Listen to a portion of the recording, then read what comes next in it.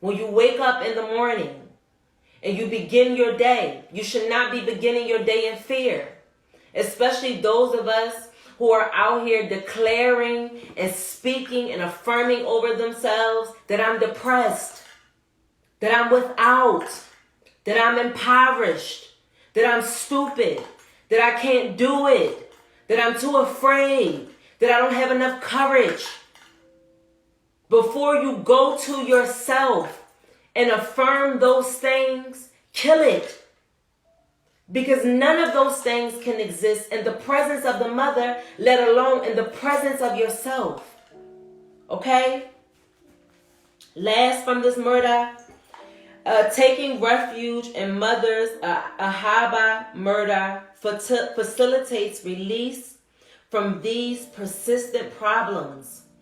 And it reveals a courageous stance that is necessary for spiritual growth.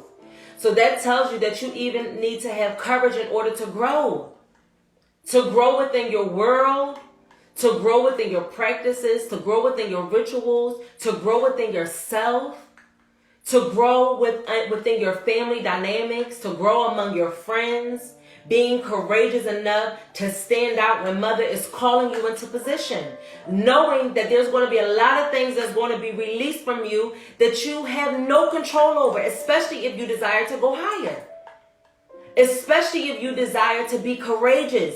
Because many of us, not only are we operating in the spirit of fear, we have people existing around us that are the spirit of fear. You want to know what fear looks like in your life? Look at the people that you have around you. You want to know what fear sounds like? Listen and pay attention to the conversations that you're having. And fear will show itself to you. And when fear shows itself to you, you must be brave enough and courageous enough to sever the head of it so that it doesn't regenerate itself, so that it doesn't rebirth itself into a toxic cycle, into a toxic way of being. And so being courageous and having courage is necessary and vital for growth on your spiritual journey. Okay? Next, we have the sword of wisdom, which is also known as the separator that unifies. The sword of non-dual wisdom and the severed head of ignorance represents spiritual growth and accomplishment. Did y'all hear that? I'm going to read it again. The sword of non-dual wisdom and the severed head of ignorance represents spiritual growth and its accomplishment. So when you become courageous enough to start cutting off the head of the things that no longer serve you in your experience, when you become brave enough to begin to even sever your own head in order to remove the fear and the limitations and the bounds that you continue to bind yourself to, when you become courageous enough to cut it off at the head, this will be your first sign of spiritual growth. And in that sign of spiritual growth, your accomplishments will automatically be realized. And once your accomplishments are realized to the self, the accomplishments begin, and the reward of the accomplishments will begin to show up around you. Okay? Next, Mother Kali captivates our attention with this dynamic murder. Through it, she brings a swift end to suffering and to imposition. So she's bringing a swift end to everything that no longer serves you if you are choosing to sever it at the head. If you are willing to be like Kali and take heads of everything that's around you that's no longer serving you, be it people, places, things, even yourself. Okay? This is the way of the goddess Kali. There is no compromise or complacency. There is no compromise or complacency as it relates to the goddess Kali. So that means that we cannot compromise in our own life. Me and my sister T were literally just having a conversation about settling and about compromising on the things that we feel that we're deserving of, but also using wisdom And knowing when Spirit is calling you to take what's being shown on your journey in order for it to provide spiritual growth, and what you are accepting on your journey because you're desperate for attention. We're desperate for results. We're desperate for friends. We're desperate for love. We're desperate for communication. We're desperate for somebody to give us their wisdom. We're desperate for somebody to give us their teachings. In the presence of the Divine Mother, there is no complacency or compromise. She's going to give you the instructions. She's going to tell you what it is that she needs. She's going to set her boundaries. She's going to remove the limitations. And nothing that is going to bring limitation or compromise can exist in her presence. And that is the position that the Divine Feminine must take on this planet. That is the position. The position of no complacency, forcing everything to rise up and to meet you. Your friends, your families, the Divine Masculine has to rise up to meet you. Do you hear what I'm saying?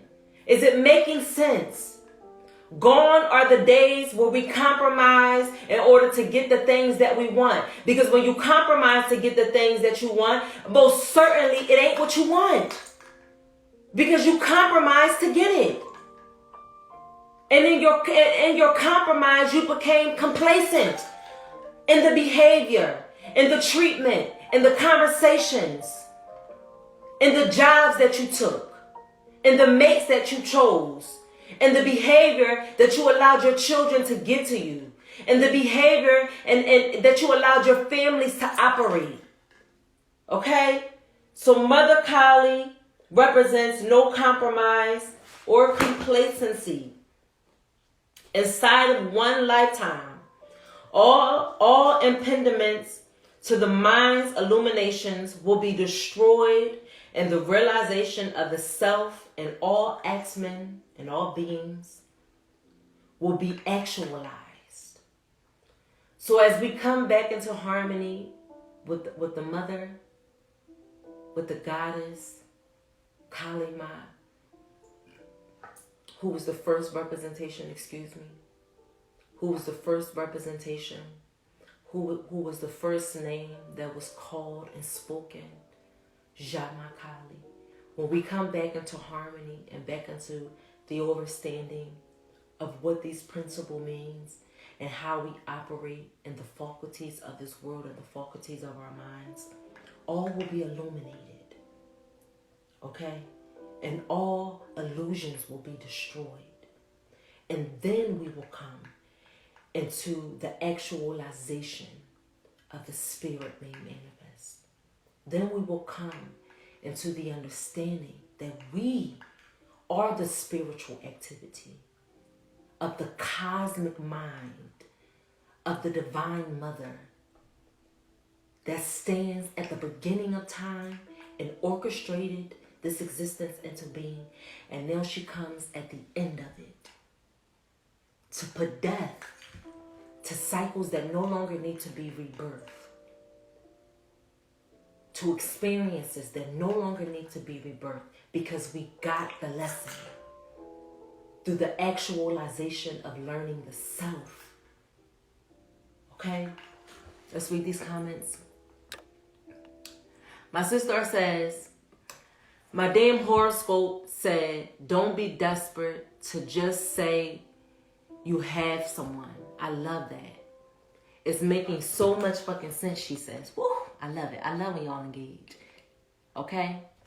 So, ashe to the fact that Mother validated that on behalf of you. And I'm sure that those of you who are also in the room, and those of you who will watch the playback, this teaching on today is going to validate for you that it's time to come up to meet yourself. That it's time to come up to meet the Mother. That it's time to actualize the spiritual activity of who you say God is. Of who you say that you are. Because you are the I am that I am. Okay? And so, next, The sword of wisdom brings this actualization to bear swiftly and in a fashion characteristics of the way of the universal mother. So everything that we see being cut off at the root, every head that we see being taken as it relates to the beings of this planet, as it relates to the structures of this planet, as it relates to the infrastructures of this planet, everything that we see being removed is literally characteristic of the universal mother. So we see the universal mother in play. And I want to read this last insert as it relates to this Murdoch's. This powerful tool, okay, we're still talking about the sword of wisdom. This powerful tool is called the separator that unifies. And without good reason, for the downward arc of the divine mother's sword of wisdom causes a permanent separation of what is illusionary from that which is substantial. The various delusions and half-truths oh my God, y'all, existing in the mind, which are accustomed to certain archaic beliefs and misconceptions, simply cannot survive the sword's cutting edge. So that validates what I was saying to you guys earlier. We are either going to get with the programming of the mother, or it's going to be cut off. It's no more compromising. The mother is no longer sitting on the sideline or laying on her back while we run amok on this planet. She's in the position of rising, of standing up, of coming back and taking her position as it relates to this plane of existence. And everything that is not going to flow in accordance to her will not survive the cutting from her sword. So that should tell you that everything that is no longer serving you, everything that is in your life that is no longer allowing you to ascend to the positions that you need to be, will not survive. So make peace with it and give thanks for the lessons that it brought you. Give thanks for the transformations that it took you through. Okay? And then last we have the severed head. And this is the demise of ignorance. The severed head of ignorance is the result of the mother's unnerving skill and expertise at rooting out what is weak, what is shallow, and what is unworthy in her children. So you want to know the position of the mother? We want to know what the mother is dealing with. She's dealing with our unworthiness. She's dealing with our weakness. And she's dealing with the aspects of us that are still operating in the spirit of being shallow. Your needs are shallow. The things that you're chasing are shallow. The people that you're desiring to be in connection with are shallow. And not only are they shallow, you're showing up as weak in your experience. You're showing up as weak in your mind. You're showing up as weak in your actions. Okay? So mother is putting an end to this. She's severing the ties that make you feel powerless. No longer will we be singing songs, sending frequencies of music into the universe saying, I'm unworthy. I'm unworthy of this life that I have. I'm unworthy of the things that I'm desiring to have for myself. I'm unworthy of this breath that's in my body. Gone are the days of us singing songs of unworthiness. No, gone are those days, okay? So she's cutting, she's severing every head that exists within her children as it relates to our weakness, as it relates to us being shallow, and as it relates to us feeling unworthy. She does not claim this grisly price by imposing her will upon human beings. Our ignorance must be recognized and offered before she will apply her precious skill of subtle surgery. So she's not taking nothing from you that you don't want to release. She's not taking nothing from you that you don't want to drop out your hands and release. You're going to deal with the consequences of it. until you come to the realization that it was never serving you to begin with. And then you will come to her on your knees asking her to take it. Well, you don't even have to get there yet. You don't even have to take that route yet. You just got to offer it now. Even if you don't understand why you got to offer it, the feeling that you get in your body tells you that you need to offer it. The thoughts that go through your mind, the questioning of yourself, the questioning of your existence tells you that you have an offering to make on behalf of the mother. And she's not going to take it from you unless you give it freely. Freely I give and freely I take. Okay? Once this is accomplished, she will relieve us of every imperfection arising from ignorance, which springs from the lack of knowledge of our true nature. So there's no way that you can understand yourself until you understand your nature. And the only way to understand your nature is to understand your mother. Your mother in the physical, whether you liked her or not, whether she did for you or not, whether she raised you correctly or not, whether she instilled negative pathologies or not, or whether she raised you in bliss. The goal is to understand. I understand my mother. I understand myself. I understand my mother. I understand my mind. I understand my mother. I understand my heart. I understand my mother. I understand my consciousness. I understand my mother. I tap in and become pure consciousness. Okay?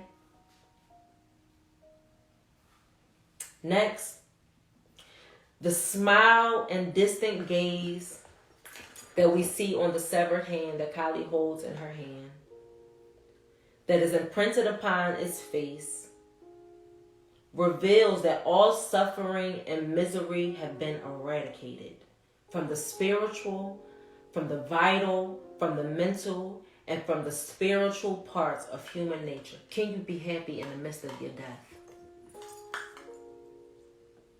Can you be happy and find joy and make peace in the midst of you dying to yourself? Can you make peace with the cutting of your own head? Because this is the first sign that you have been eradicated from the suffering, from the limitations, from the bounds that you placed upon yourself, from the things that you binded yourself to, from the tethers that you created within this existence. When you cut the head, you cut the experience. When you sever the head, you sever the ties. Okay? So the smile that's imprinted upon the severed head that Kali is holding in her hands is symbolism that all suffering and misery have been eradicated from the physical, the vital, the mental, and the spiritual. And I'm going to be real honest with y'all. This suffering and misery ends when we welcome and we move into the transition of dying. A physical death and a spiritual death. And both of those things we need to become very comfortable with. Because that's the only way that we're going to find release. It's through the dying of ourselves. Through the death of our egos. Through putting a death to the experiences that we keep regenerating. Okay? And rebirthing. That the death of the ego has been accomplished. I just said that. That the death of the ego has been accomplished. When we sever the head and we make peace, and that was the last bit, and we're going to move on to the 2 card pulls and we're going to close. So when we put a death, when we sever the head of this experience, when we sever the head of our limits, okay, we bring ourselves into a space of pure consciousness. We bring ourselves into a space of putting to death the ego of ourselves, okay? And I want to read this last part It comes from the book again. Those of you who are just joining, it comes from the book, The 24 Aspects of Kali Ma. You guys can find this book on Amazon. And this last part that I want to read to you, and then I want to close with a prayer to Kali. And then we're going to pull our last two cards.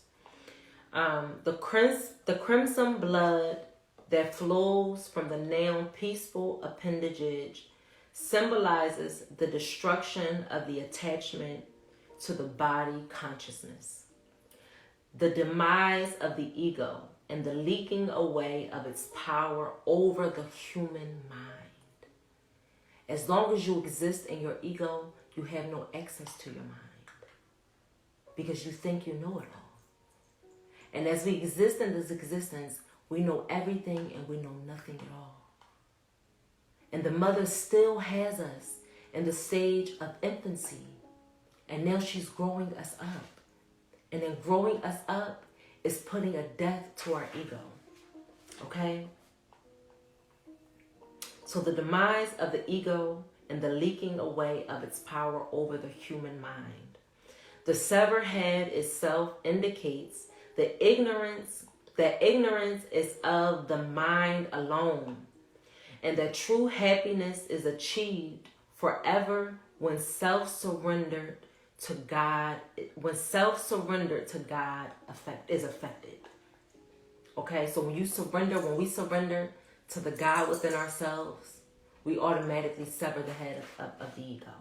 Okay, when we make the conscious decision to make unity and to come back into harmony with our Godhood, we find true happiness. Okay, when we surrender willfully to the things and to the will of the Divine Mother, we come into pure consciousness. Okay, the four arms of the goddess present a consummate picture, and the Divine Mother is saying, "Come to me, Varada Murda, and offer yourself to me, Severhead, and I will protect you from all dangers, the Abhaya Murda, by granting you refuge at my feet, the Varada Murda. Give yourself completely, the severed head, to my path of perfection by practicing disciplines, the Abhaya Murda, for purification, sword of wisdom, and I will remove all dangers, Abhaya Murda, and grant liberation, the Varada Murda, by destroying ignorance, the sword of wisdom, in your mind, which is the severed head." Okay?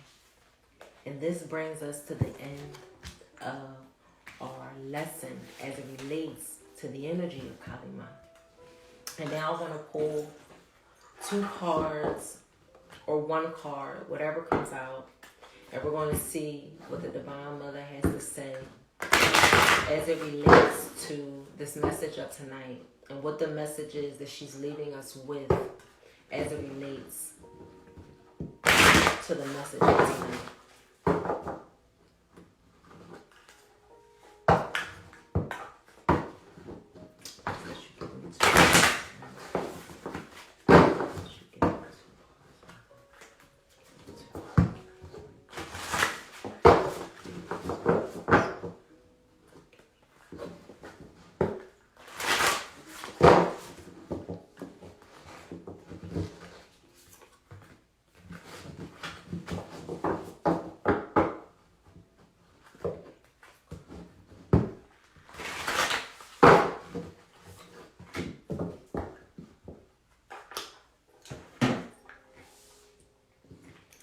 Okay, so the two cards that we have out is the Kali Dahara. And if y'all see, y'all know we got the full moon on Tuesday, as my sister T updated us and gave us the correct day.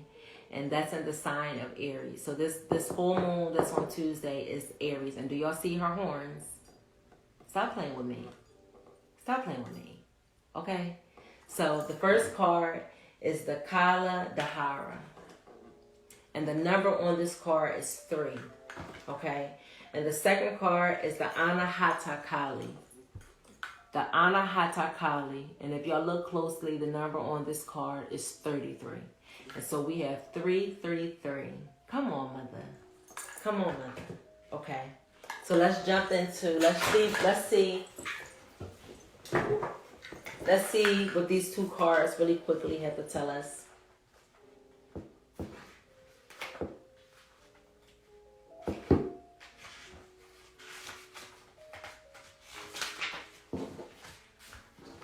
Okay. So the first card is the Kali Dahara. And it says that she is not bound, y'all. This is literally what we was just talking about tonight. The card says that she is not bound by appearances, opinions, or material limitations. Stop playing with me. Stop playing with me. Stop playing. Stop playing. She is both the void and the infinite creative potential that arises from it. Do not be afraid of uncertainty. If you feel that you are without resources, take comfort now. Where there is lack, she restores abundance. She can bring forth exquisite blessings and glorious manifestations from the sacred expanse of nothingness. Your soul can rely upon her completely. Cast your fears away. Her power is the power of the universe combined with generosity of grace. When hope is lost and a way forward cannot be sensed, Kali Dahara arises as a reminder of the endless creativity and resourcefulness of the divine feminine. Her love will always find a way. If the way does not exist, then it shall be created.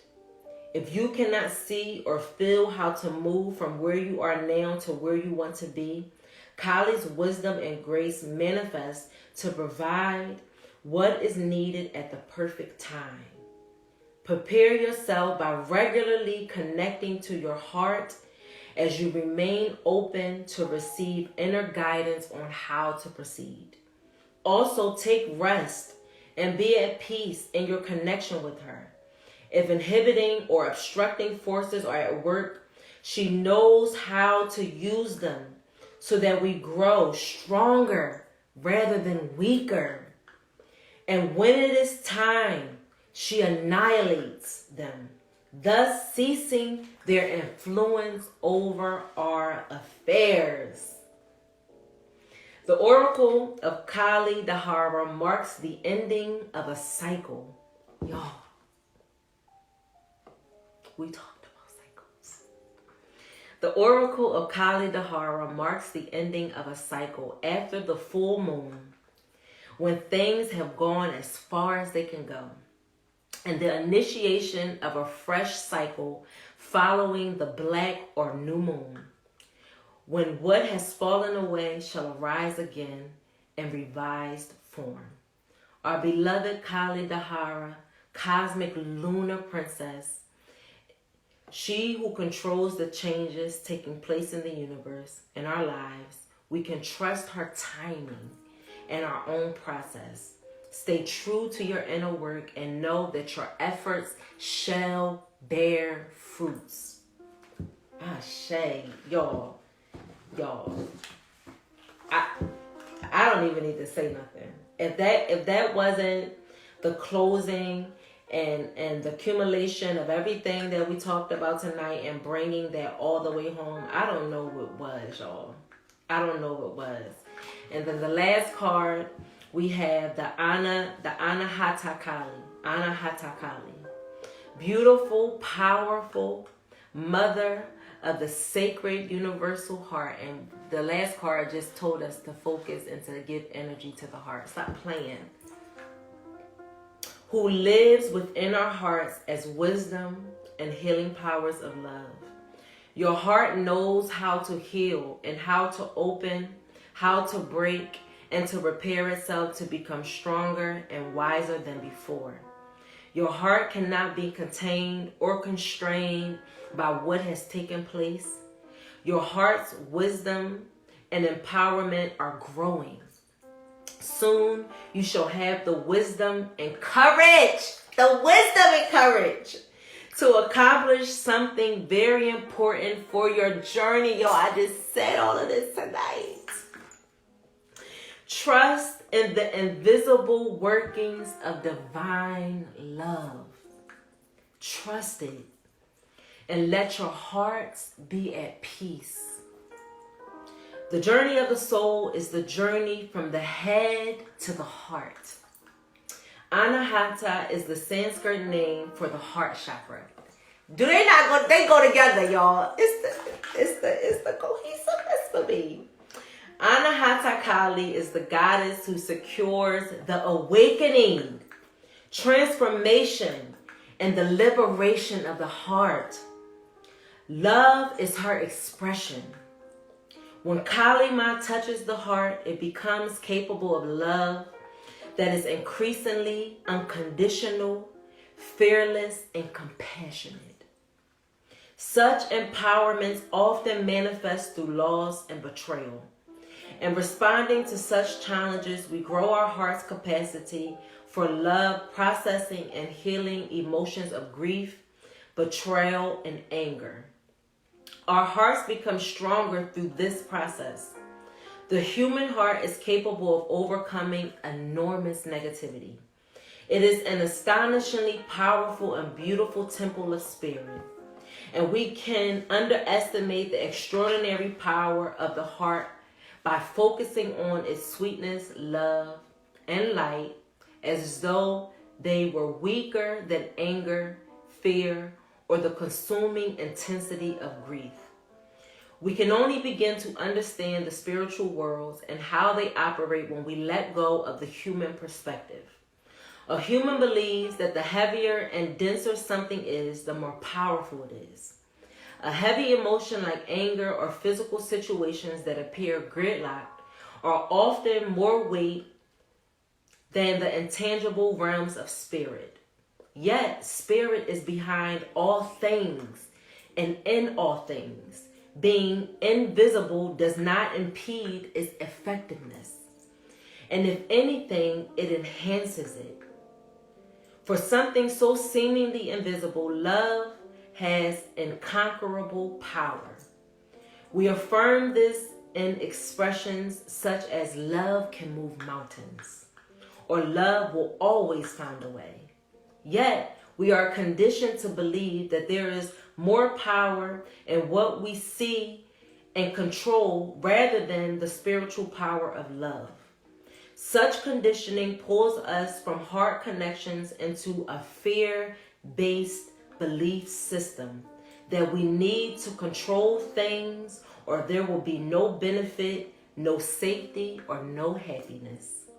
However, we can never be safe if we are disconnected from the spiritual home of the heart, where all healing, wisdom, true guidance, and spiritual protection and generating vitality resides. For those who live from the heart space, it can be hard to remember what it was like before.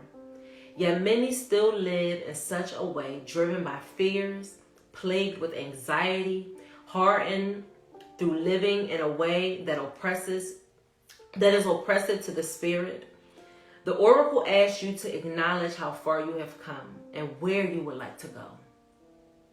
Not so much in the terms of external markers, but in terms of emotional freedom. If you have been focusing on healing a specific issue in your life, this oracle indicates that you have the strength, the wisdom, and the courage of the heart to accomplish that. And for those who have had their hearts broken in love, in spiritual communities, by friends or family members, by God or life itself, the message here is that something deeper is taking place. The shattering of structures, even of ideals, gives the heart the opportunity to break free and to open up to a greater, more satisfying experience and expression of love. Becoming non-defensive, softening and opening to spirit with unconditional trust places you in a position of astonishing protection, empowerment, and grace. Keep your heart open to the Divine Mother. Through that openness, the right things shall emerge at the right times. The walls we build around our hearts need to be broken down so that we can fulfill our sacred purpose and path. Trust that the pains of your past do not have a place in your future. No matter what they appear to be, she knows the way. Temper your fierce emotions without denying them. Keep bringing yourself back to center and continue to find the moderate and peaceful resting place within, even as you make radical progress on your path. This oracle predicts the successful completion of a time of spiritual initiation. Grace yourself with the gift of relief and trust that all is well. I say that all the time. All is well. And as we close out, I want to do this ritual. Place your hands in prayer position at your heart. At your heart. And repeat her mantras several times, feeling your heart connection deepen as you do so. Jama Kali. Allow yourself to be soothed by her presence, Jama Kali. Within your heart as it becomes strong and radiant, Jama Kali. Shining love for all the spiritual benefit of all beings involved, Jama Kali. And then you can finish this ritual after affirming these things with the bowing of your head and the completing of this ritual. And this brings us to a close of this week's, of this week's ritual, of this week's episode of Art of Ritual. It's because I'm trying to do two things at one time, guys. Give me 1 second, because I need to close out the right way.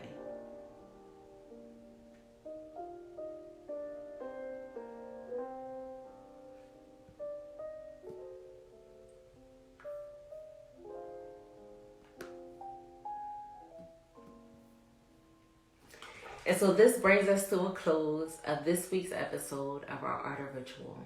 And this also brings us to a close as we close out this last card reading so beautifully, that this is the end of my initiation into this season of Art of Ritual.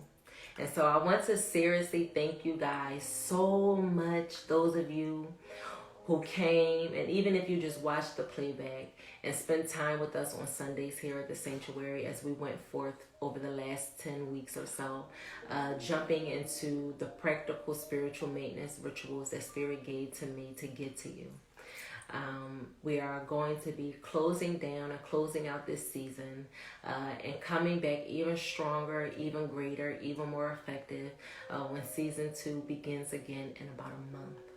I also want you guys to join us on Tuesday for the last episode of the season for Tuesday's Tea as well.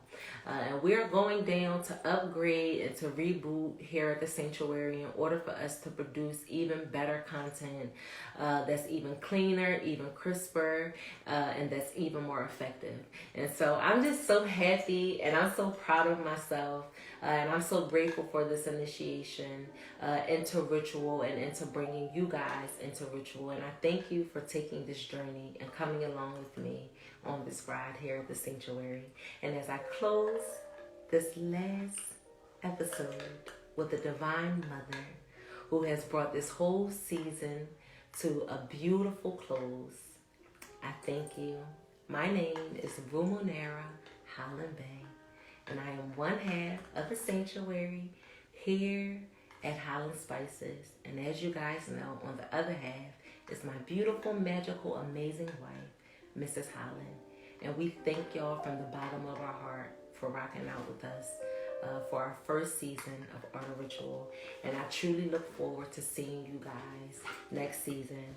And I truly hope that you guys were able to find the mother within yourself and the mother within your universe. And not only that you were able to connect fully and to tap fully into the power and to the ability of your divine mind, which is tapping into the incredible power of the Divine Mother. And so I thank y'all, and we're going to close out with a little bit of Music Mancy in honor to Jean Magali. And I'm going to let this play, and that's it. I love y'all. Peace.